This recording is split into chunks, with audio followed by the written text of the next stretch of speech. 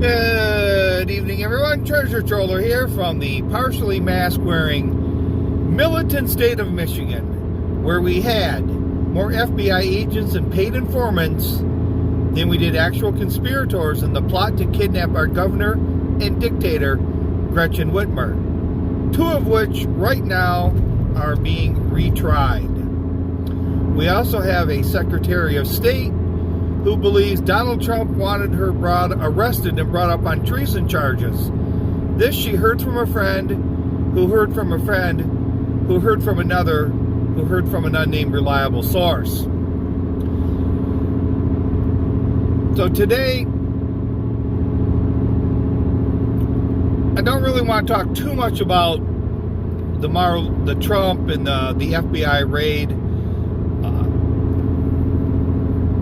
Just going to draw a few conspiracy things with it. I think first, if they would have had anything on Trump, we would have known about it. So I think it was a fishing expedition,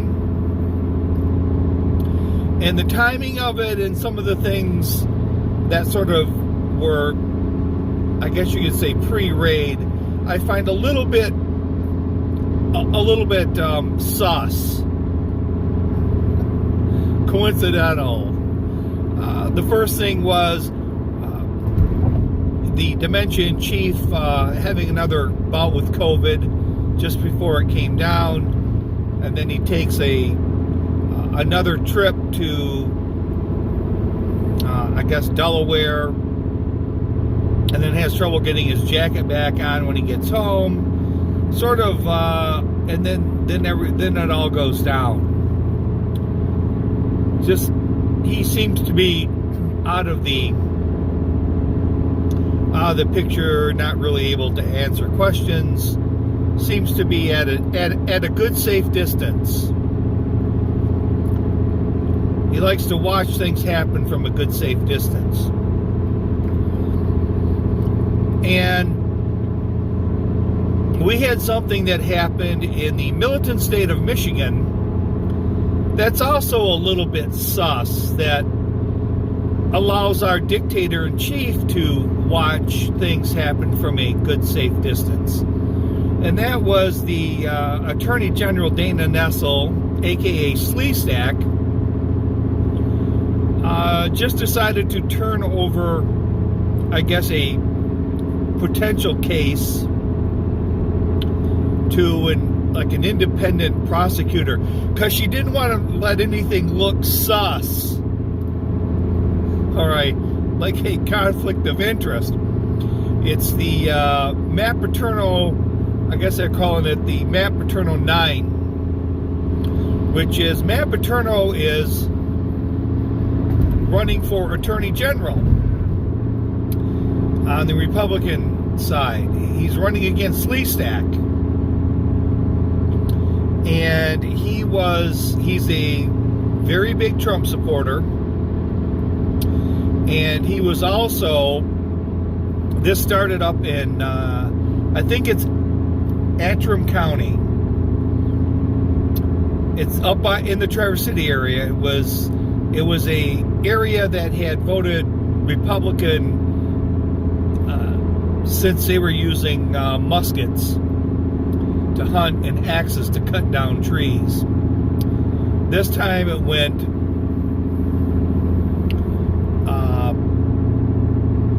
Democrat, and there was an individual up there, just an average ordinary citizen by the name of Bill Bailey, and who was a former high school classmate of mine, started trying to look into the voting machines and some of if there was any discrepancies, and Matt Paterno got involved in that. They actually got a judge to give them a voting machine, and some of the Trump team flew into Traverse City, and I guess they confiscated that machine. Well, there was been some other counties where they confiscated voting machines as well. And they say that Paterno has his fingerprints on these. Now, I'm not sure how you can tamper with a voting machine after the voting has already occurred and the votes have been counted, but he's being brought up on charges. There's another guy, he's a pretty far-right sheriff. His first name I think is Dar.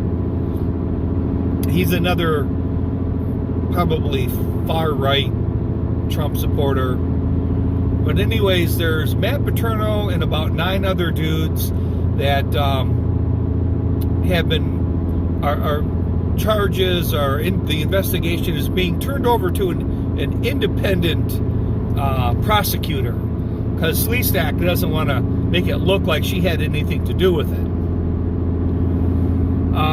Coincidentally, the dictator has come down with COVID. So she's had to isolate herself.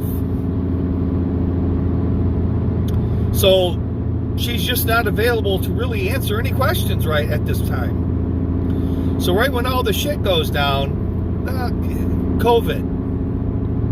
This COVID thing now is kind of catching up with you right at the time when people need answers. The COVID. So the immunity enhancement program is really, forwarding the conspiracy theories. So the other thing that I wanted to talk about is Karine Jean-Pierre and her little I guess I am Spartacus moment. I think in my last video I called him Steve Doocy. I think it's Peter Doocy. I don't know. It's the Doocy boy that's on the White House press corps. And last week they got into a little bit of a tiff, him and Karine Jean-Pierre, about the price of gasoline. And she was saying how it's come down a little bit, and he was questioning the price of it, and she said something about how people are the working stiffs, like us, are happy to see the price of gasoline come down to, like, I don't know, at that time $4.17 a gallon. And he said, are they really out there cheering that gasoline is down to $4.17 a gallon? And she said, well, for the common folk, like us, well, it's breathing room. It gives us some breathing room, because it's saving us $25 a month, and we have breathing room. So I'm going to show you something very personal of treasure trollers. And I just looked at this the other day, and I'm going to have to double check, I'm sure. But anyways, this is from my retirement account. I have 401 and a Roth. And on my statement, it gives my performance of my Roth and IRA. They're both through John Hancock. They're both index funds.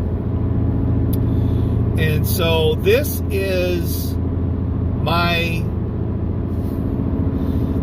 statement as far as the profit and loss statement as of the end of July. So as of what?